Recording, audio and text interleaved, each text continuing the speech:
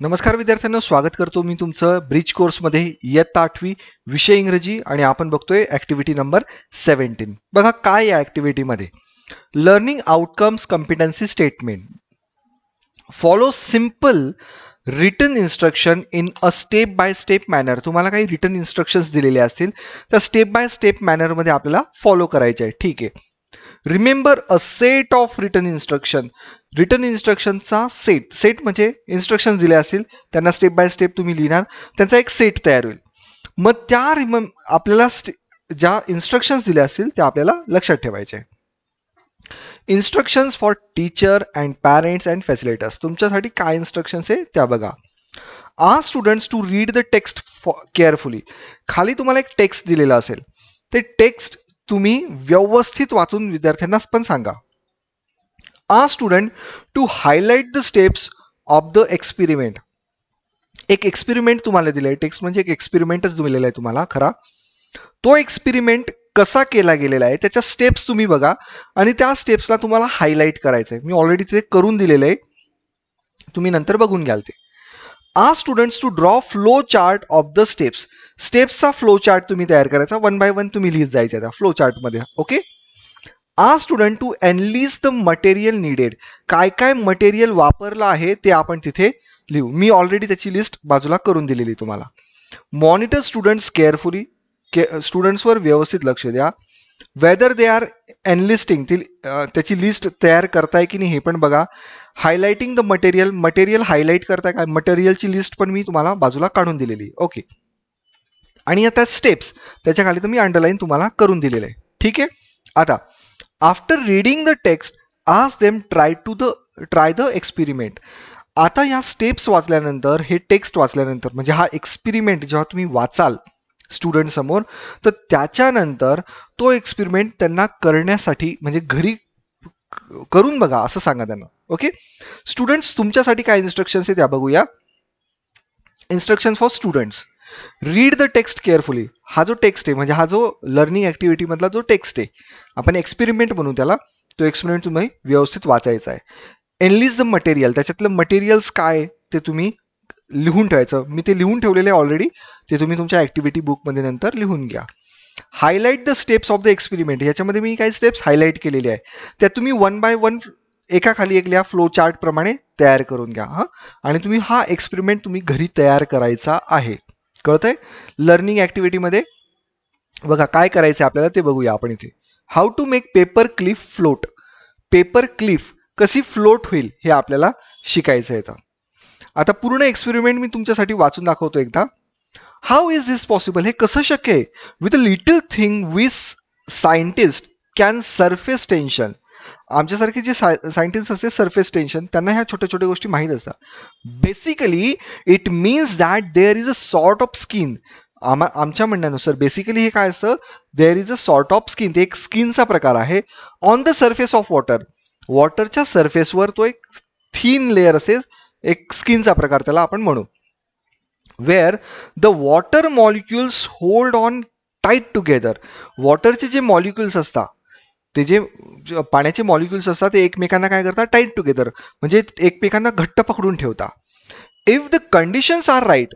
जर कंडिशन योग्य असेल, परिस्थिती योग्य असेल, they can hold tight enough to support your paper clip. जर कंडिशन चांगली असेल तर तुमची जी पेपर क्लिप असेल, ती पेपर क्लिप ते योग्य पद्धतीने पकडून ठेवू शकता.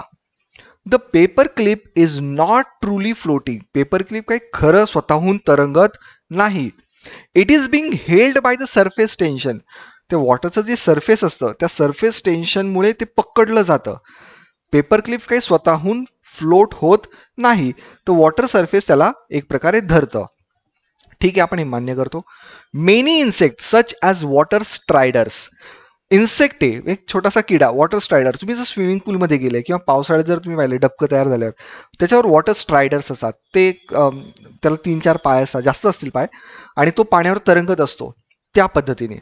Use the skin to walk across the surface of a stream.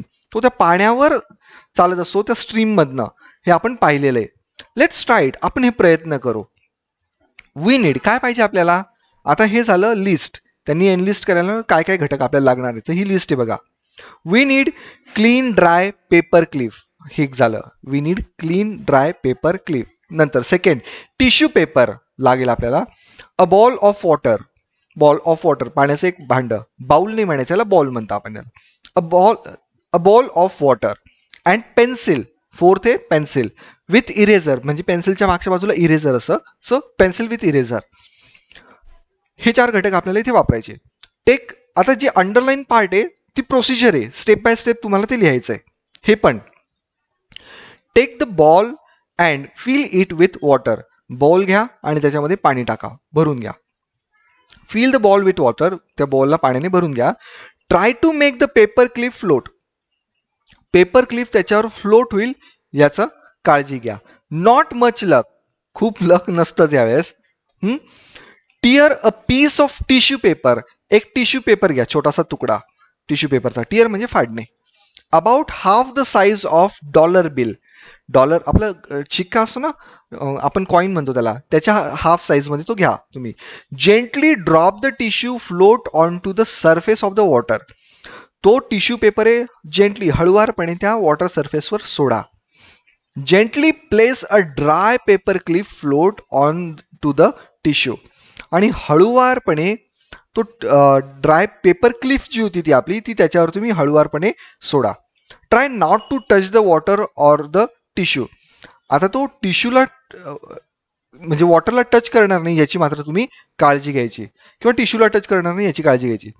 Use the eraser end of the pencil.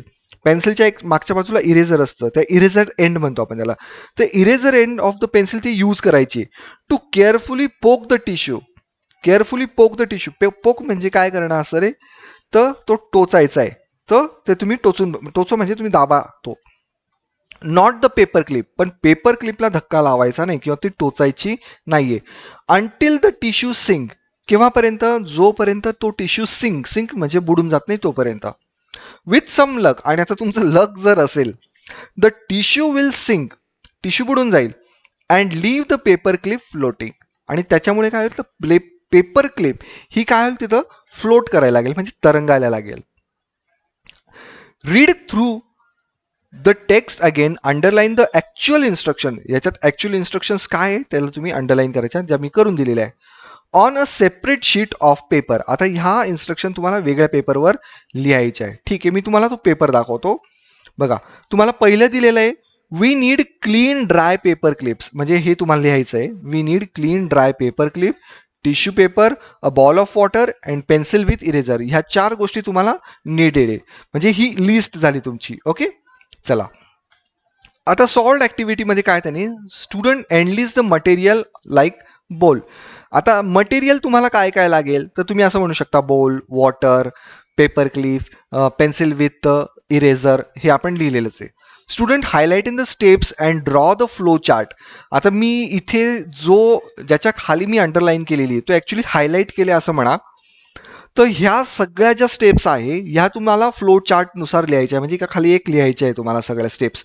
म्हणजे पहिली स्टेप्स येईल टेक पासून फर्स्ट, नंतर ट्राय पासून सेकंड, नंतर टियर पेपर थर्ड, नंतर त्याच्यानंतर जेंटली ड्रॉप फोर्थ, नंतर परत जेंटली प्लेस 5, नंतर यूज द इरेझर पासून 6, आणि त्याच्यानंतर अंटिल द टिश्यू सिंक 7. म्हणजे या 7 स्टेज तुम्हाला इथे लिहायच्या आहे. कळतंय?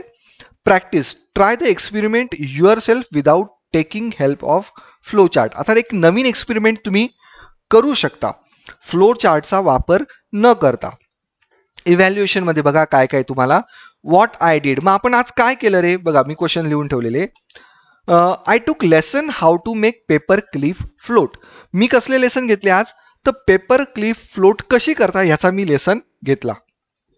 Second, what I saw. मी काय पाहिलं, तर जर माझा एक्सपेरिमेंट सक्सेसफुल झाला तर मी असं म्हणेल with some luck the tissue will sink and leave the paper clip floating. हे मी आज पाहिलं असं मी म्हणेल जर एक्सपेरिमेंट माझा सक्सेसफुल झाला तर. Otherwise with some bad luck the tissue will sink and even the paper clip will also sink, असं पण मी म्हणू शकतो. ओके, हे तुमचं मत झालं.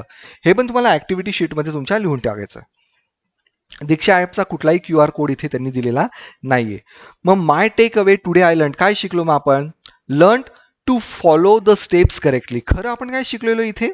तर स्टेप्स कशा फॉलो करायच्या ते आपण इथे शिकलो. Learn to recall the instructions. Instruction आपण इथे काय केलं? रिकॉल केल्या, म्हणजे पुन्हा आपण पाहिल्या. कळतंय?